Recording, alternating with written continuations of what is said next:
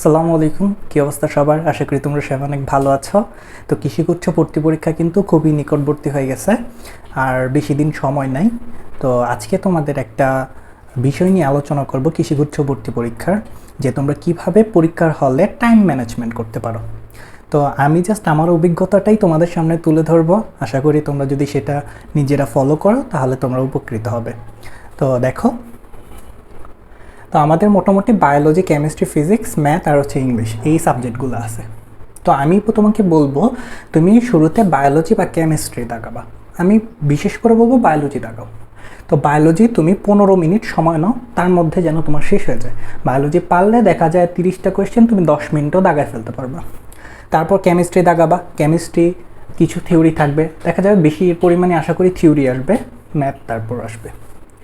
তো ওইখানে তুমি 12 মিনিট সময় নাও। ফিজিক্স তুলনামূলক কেমিস্ট্রি থেকে একটু বেশি ম্যাথ আসতে পারে, এই কারণে আমি 1 মিনিট বেশি দিছি, যে 13 মিনিট। আশা করি 20টা কোয়েশ্চেন তুমি দাগাতে পারবা।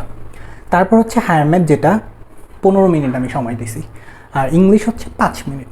এখন দেখো, সর্বপ্রথম বায়োলজি দাগাবা, তারপর কেমিস্ট্রি, তারপর ফিজিক্স, তারপর ম্যাথ, শেষে ইংলিশ। ঠিক আছে?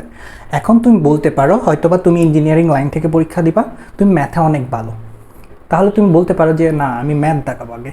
কিন্তু সেই ক্ষেত্রে একটা জিনিস মনে রাখবা, ম্যাথ তুমি যতই ভালো পারো না কেন, তোমার তো টাইম লাগবে। তুমি যদি শুরুতেই 15 মিনিটে ম্যাথ দাগালা 20টা ধরো, তো দেখা যাবে তুমি তখনই প্যানিক করবা যে 15 মিনিট হয়ে গেছে, আমি মাত্র 20টা দাগাইছি। তখন দেখা যাবে তোমার ইজি কোয়েশ্চেনগুলো কি তুমি ভুল করে ফেলতে পারো। তো আশা করি যেভাবে তোমাকে বললাম, এভাবে যদি তোমরা সময়টা বন্টন করে তোমরা যদি পরীক্ষা দাও, তাহলে আশা করি তোমরা উপকৃত হবে। তো এই তো, আশা করি তোমাদের কৃষিগুচ্ছ ভর্তি পরীক্ষা তোমরা খুবই ভালো রেজাল্ট করবে। সবার জন্য শুভকামনা রইল।